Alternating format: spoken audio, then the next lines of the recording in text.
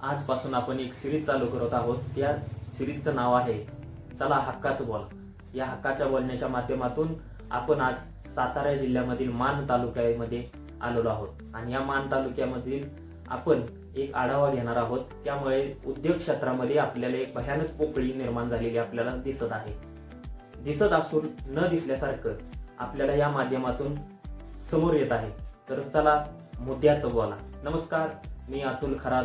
आज आपल्यासाठी एक नवीन स्पेशल विषय घेऊन आले होते, तो म्हणजे उद्योग. आता ह्या उद्योग म्हणजे आपल्याला जर काय बघायचं असेल तर दोन बाजू, एक मराठी माणूस व एक दुसरा परप्रांतीय माणूस. परप्रांतीय माणूस जो 1000-2000 किलोमीटरवरून ह्या तालुक्यामध्ये येतो, उद्योग निर्माण करतो, मोठं वर्चस्व निर्माण करतो आणि त्याच्या माध्यमातून पैसे कमावण्याचं साधन निर्माण करतो. तर आपण याचा आढावा घेतलेला आहे. तर ह्यामध्ये आपल्याला मान तालुक्यामधील देवळी शहर हे प्रमुख शहर असलेलं आपल्याला इथं दिसून आलेलं आहे. आणि ह्या शहरामध्ये आपण जर फिरत बसलो, साईडनं वावरत असलो, तर ह्या माध्यमातून आपल्याला एक असं स्पष्ट दिसत आहे की हा तालुका नक्की कोणाचा, हा तालुका नक्की भूमिपुत्रांचा का हा तालुका परप्रांतीयांचा.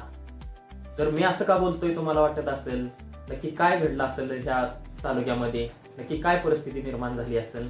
ही बोलण्याचं कारण म्हणजे आपण डोळं झाक केलेल्याची दृश्य इतरांना दिसत आहे आणि त्यांनी त्या संधीचा फायदा घेतला आणि ह्या तालुक्यामध्ये वर्चस्व निर्माण करायचं चाललेलं गुप्त सूत्र ह्या समाज माध्यमांमध्ये न दिसता कसं ते हँडल करत आहेत, ती त्यांची कला, ती आपल्याला भविष्यामध्ये येणारा धोका आहे असं मी म्हणतोय.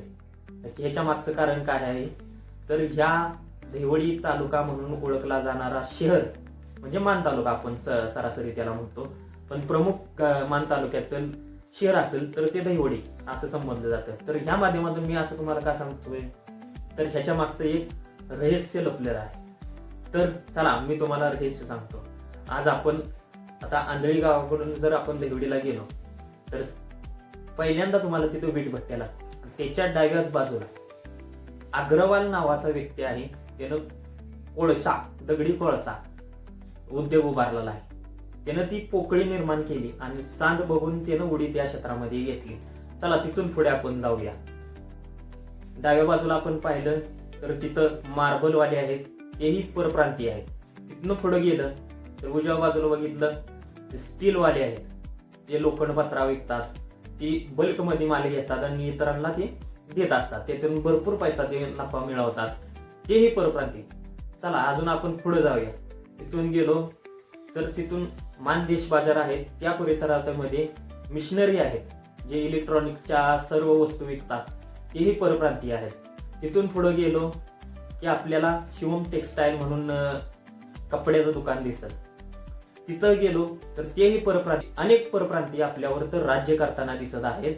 आणि त्या राज्याची सांद म्हणून एक भलं मोठं टेक्सटाईल म्हणून शेतकरी नावानं जी परप्रांतीयांचं आहे ते आपलं नाहीये.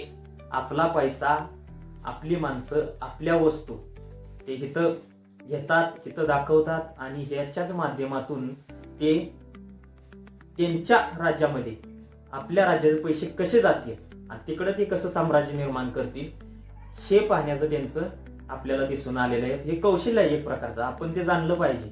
आपण काय म्हणतोय की आमच्या तालुक्यात उद्योग नाही, धंदे नाही, कोणत्या क्षेत्रात संधी नाही, स्टील क्षेत्रात नाही, कपड्याच्या उद्योगात नाही. आपण काय करतो, सर्वसामान्य छोटे मोठे धंदे टाकतो आणि त्याच्यावर समाधानी राहतो. पण ही परप्रांतीय गडगंज येऊन इथं जागा शोधतात, जागा शोधून त्याच्यामध्ये पैसे इन्व्हेस्टमेंट करतात, पैशाच्या माध्यमातून ते भलं मोठं साम्राज्य उभा करतात आणि ही एक प्रकारचं आक्रमण आपल्या मान तालुक्यावरती होत आहे. येणाऱ्या 10-20 वर्षानंतर हा मान तालुका कसा चालवायचा आणि ह्या मान तालुक्यामध्ये काय निर्माण करायचं हे एक परप्रांतीयांचं धोरण असणार आहे.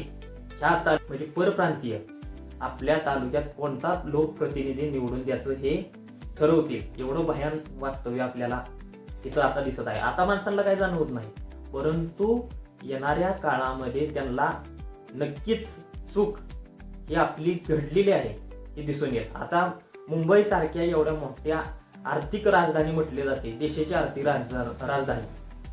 सगळे उद्योगधंदे क्षेत्र निर्माण होत आहेत. तिथं खूप मोठ्या प्रमाणात सगळ्या प्रकारचे उद्योग तिथं आपल्याला दिसून येत आहेत. परंतु त्यामध्ये एक चुनचुन भासत आहे, तिथं मराठी माणूस शिल्लक राहिलेला आहे का? परप्रांतीयांचं आक्रमण, मुंबई महाराष्ट्राची फक्त कागदावरती, मुंबई महाराष्ट्राची फक्त नकाशामध्ये, पण मुंबईमध्ये मराठी माणूस राहिलेला आहे का? असंच आपल्यासारखं छोटे उद्योग आले, तिथं त्यांनी मोठी स्वप्न दाखवली, आपली लोक तिथं कामाला गेली, त्यांना वाटलं आपण उद्योग भविष्यात आपण करणार आहोत. पण आपला समाज हा फक्त मराठी समाज हा नोकर म्हणूनच अख्ख्या मुंबईमध्ये राहिलेला आहे. ह्याचं म्हणजे कारण काय? तर तिथल्या बड्या भांडवलदार जे मराठी माणसं आहेत, त्यांनी त्यांना जागा दिली, त्यांच्याकडून भाडं खायला लागली. भविष्यात त्यानं दुसरीकडे जागा घेतली आणि त्यांचा उद्योग सक्सेस करून 5-50 लोक तिथं कामाला ठेवली. मग असंच करत करत मुंबई गळायला परप्रांतीय निघालेला आहे. त्याचबरोबर अख्ख्या महाराष्ट्रामध्ये हा परप्रांतीय जे दुसऱ्या राज्याचा तो इथं येऊन राज्य गाजवत आहे. अशीच परिस्थिती एक 20-25 वर्षानं मान तालुक्याची होणार आहे आणि आपल्याला संघर्ष करावा लागणार आहे मराठी माणूस जिवंत ठेवण्यासाठी. संग्रहालयामध्ये जशा पद्धतीने आपल्याला दाखवलं जातं, हा वाघ त्या जातीचा, हा वाघ तो वानाचा, हा पक्षी तिकडचा, हा पक्षी तिकडचा, असं दाखवलं जातं ना. एक दिवस येईल त्या पिंजऱ्यामध्ये मराठी माणूस असेल आणि अख्ख्या मुंबईला सांगावं लागेल की हा मराठी माणूस तो मुंबईमध्ये राहतोय आणि ती संग्रहालयात दिसतोय. अशी परिस्थिती भयान होणार आहे. त्यासाठी तिथले जे रोड टच जमिनी आहेत, त्यांचं रोड टच दुकाने आहेत, त्यांनी स्वतः उद्योग निर्माण करा आणि आपल्या मुलाबाळांना सक्सेस करण्याचं काम त्या माध्यमातून द्या. परप्रांतीयांना जागा देऊ नका. परप्रांतीयांच्या माध्यमातून तुमच्या थोड्या पैशासाठी आक्रमण करून घेऊ नका.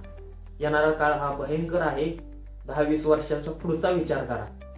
अशीच एक तुम्हाला घटना सांगतो. गांधीनगर म्हणून तुम्हाला माहित असेल, ते कोल्हापूरमध्ये आहे.